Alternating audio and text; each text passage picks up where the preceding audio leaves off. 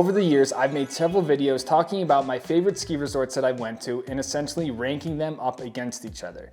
In this video, I want to do something a little bit different and just talk about my favorite ski resort in each state that I've personally went to. Alongside the question of what is my favorite ski resort, I often get asked what is my favorite ski resort in Colorado or what is my favorite ski resort in California. So in this video, I want to just show you guys the ski resorts that I have visited in each state, and of those, which one do I enjoy skiing the most? Now, I've experienced more ski resorts in certain states than others, so if I haven't went to that ski resort, it doesn't make sense for me to try to pick it as my favorite or not my favorite. So on each card before that state starts, it's gonna list the ski resorts that I've been to in that state, and of those, which one is my favorite. I think that makes sense. As a bonus, I'm also gonna include the beautiful provinces in Canada of British Columbia and Alberta. But to kick this off, let's just start on the top left corner of the United States in the state of Washington. This is one of those states where I do not have a lot of experience skiing, and of the very few resorts that I've experienced, Crystal Mountain is by far my favorite. If nothing else, and you catch Crystal Mountain on a bluebird day, the fact that you can see Mount Rainier as you get off the gondola has got to be one of the best ski resort views that I've ever been able to experience. I have heard that this is kind of far and few between, as Crystal Mountain is notorious for lower visibility in general, but outside of that, the terrain at Crystal Mountain was really rad. My most favorite part of the mountain was the Snow King hike, being able to hike again while looking at Mount Rainier, but then also getting this sort of peak with a bunch of different pretty rad shoots. So I just was all around really impressed by Crystal Mountain's terrain. Not only could you do the stuff off chair 6, they also had a lot of fun stuff on the other side. I think on the Northway chair is what it's called. So this is one of those mountains that I've always wanted to get back to after I experienced it. And in fact, the first time I went, I enjoyed it so much that I was only gonna ski there for one day, but I ended up staying for an extra day because I had so much fun and just knew that there was more to check out. So while the snow quality can be a little bit hit or miss, I think the views and the overall terrain and just the general sort of infrastructure and layout of the resort make this, of the very few that I've been to in Washington, my favorite one so far.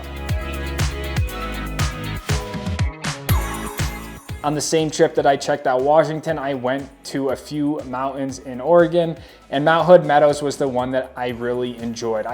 I've said this time and time again, I think the terrain at Mount Hood Meadows and just in Oregon in general is really cool, really challenging, and in a sense pretty unique with the type of trees that they have there. However, the inconsistent snow quality and snowfall makes, I think, these areas a little bit more tricky relative to other places, but outside of that, like I said, the terrain at Mount Hood Meadows was really fun. I don't exactly remember what the area is called, but there's this back area that feels like you can kind of hike to it, and then you have this sort of free-for-all bowl tree thing in the back that I'm sure has a ton of different lines and sections and areas, and then you kind of have this meander back to the mountain. But all in all, it just was a really cool mountain. I guess putting it up against Bachelor, my issue with Bachelor was just I couldn't see anything, and I had this like rain sleet mixture, which was not the best to ski in, but I have heard great things about Bachelor like later on in the year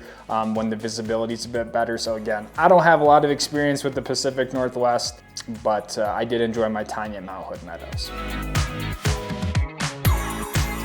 The big state of California is no stranger to skiing, and I've been fortunate to experience a few of the resorts there over the years, but my number one favorite by far is Mammoth Mountain down in the Eastern Sierras. I think the reason why I prefer Mammoth over some of the other mountains is one, like the size and the magnitude of the mountain, and two, just the better snow quality and consistency in general. I feel like sometimes in the Lake Tahoe areas, you can get a little bit more of that Sierra cement snow that people referred to. And I feel like at Mammoth, I don't know if it's because of the elevation or what, or the wind, but I feel like the snow at Mammoth just typically tends to stay a little bit nicer. You can go like right up top to the Paranoid Flats off chair 23. You can go to like the Avalanche Chutes area off chair 22. If you want some pretty sick tree skiing, you can go, I think, to chair 9 over there. So like to have all those options basically right next to each other, I think is pretty cool. And Palisades, Kirkwood, like all those have some really insane terrain. Just, I think the consistency of Mammoth is just what keeps it a little bit higher up for me. And I just like the general, you know, ski town feel of Mammoth and the layout of it, the gondolas. Like for me, I just have a pretty good experience whenever I'm at Mammoth. So Mammoth Mountain is definitely taking the spot for California.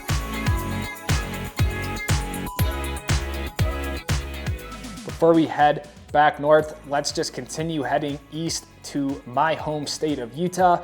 I feel like I've went to almost every resort in Utah at this point, and I think if you are a follower of the channel, it is no surprise that Snowbird is my #1 favorite mountain out of the ones I went to in Utah. Utah is infamous for its great snow, so the whole snow quality and snow consistency isn't as much of an issue in Utah because most any resort you go to is gonna have great snow.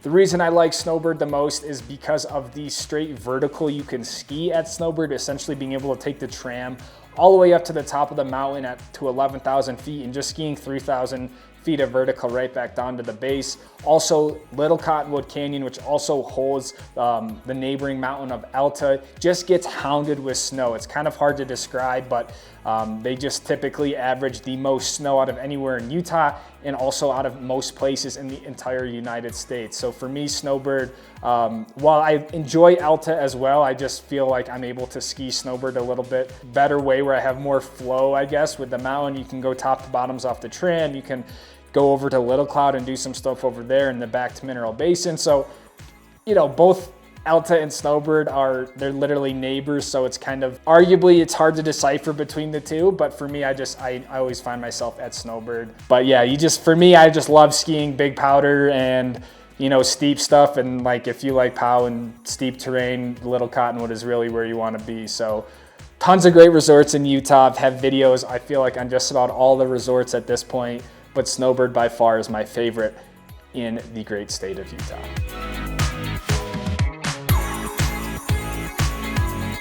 Now heading over to Utah's neighbor, Colorado. I actually lived here for 2 full seasons when I was doing graduate school in Boulder, Colorado back in 2016, 2017. So I was fortunate enough to be able to spend like some actual winters out in Colorado, and my favorite mountain there is gonna be Aspen Snowmass. There's a lot of great mountains in Colorado, but Aspen Snowmass, you know, it's kind of similar to something like Mammoth where you have a lot of variety at a single mountain.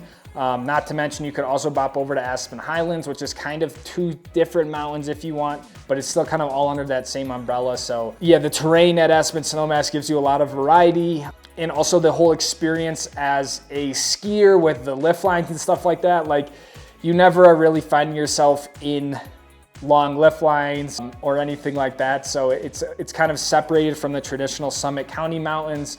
So for me, I always have a great time at Aspen Snowmass. Telluride was another close second for me. The terrain there is really fun as well. A Basin, the East Wall, like it's another state where there's so many great resorts. The snow is awesome. You're kind of infamous for that champagne, dry blower powder, just like Utah. However, they typically tend to get a little bit less on average than places in Utah.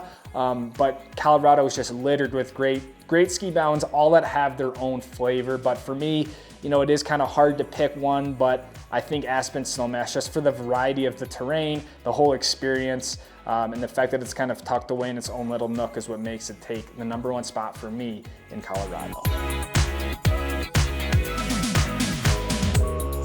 Heading up north now to Wyoming for the final 2 states of the US. I'm gonna have to go with Jackson Hole. I mean, I don't have many mountains in Wyoming. I've been to Targhee for a few days, which was a spectacular mountain, but you know, I was there before they kind of did expansions and some improvements. So, you know, I haven't been to Targhee recently to really give them a proper side-by-side, but yeah, Jackson, you know, has some awesome terrain, tons of vertical, obviously, great snow, lots of snow. So kind of everything that I like to look for in a mountain, Jackson really has that. Having the tram bring you up to the top, you know, I'm a sucker for that, as evidenced by the Snowbird discussion. So yeah, these are kind of, you know, splitting hairs in my opinion, because Targhee's a great mountain as well. But, you know, if I gotta pick one, I guess for Wyoming, I'm gonna have to go with Jackson Hole.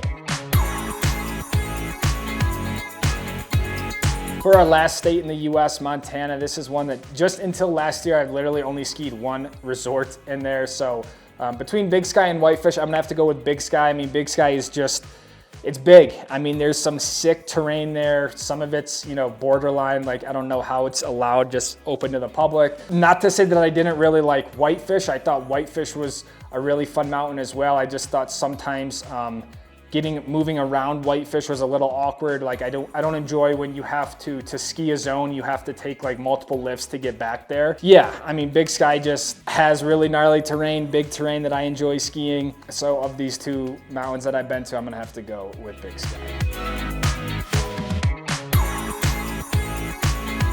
Now for a little bonus, let's go north of the border to Canada, starting off with British Columbia. In recent years, I've spent more and more time up in Canada, which has been great. But of the few resorts I've been to up there, I mean, it's no surprise, but Kicking Horse is definitely gonna take the #1 spot. You know, they don't get that much snow, relatively speaking, but the terrain there is, I think of any mountain that I've listed so far, Kicking Horse is #1 for extreme terrain. O-Zone, CPR Ridge, Redemption Ridge, T1, T2, like these are some pretty awesome resort skiing areas that if you like steep, highly exposed, narrow chutes, like Kicking Horse is kind of your cup of tea.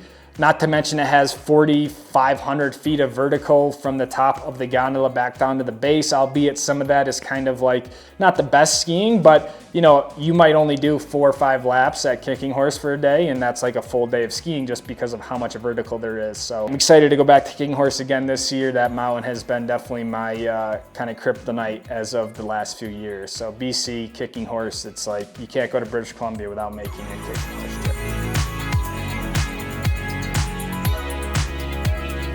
And wrapping this up with the neighboring province of Alberta. Again, a place I don't have a ton of experience, really only the Banff Lake Louise resorts, but Lake Louise definitely takes the #1 spot for me. This place was just really awesome.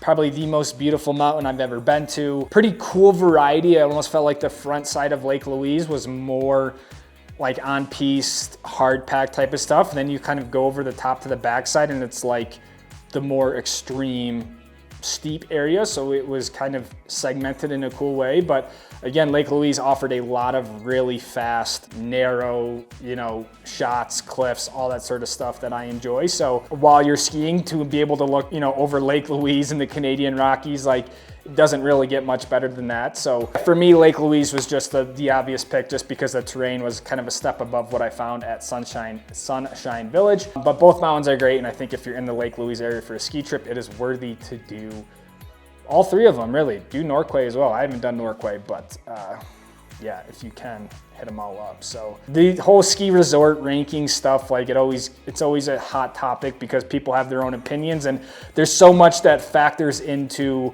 what you might think is a good resort versus what someone else might think is a good resort versus what I might think is a good resort. And also your experience there plays a huge role in it. If you went to Snowbird for a day and you couldn't see anything and the snow was crap, yeah, you're gonna think Snowbird wasn't all that great, where maybe you went to Tahoe and the snow was awesome and blah, blah, blah. So again, I always just do these kind of just for good fun, but take it for what it is.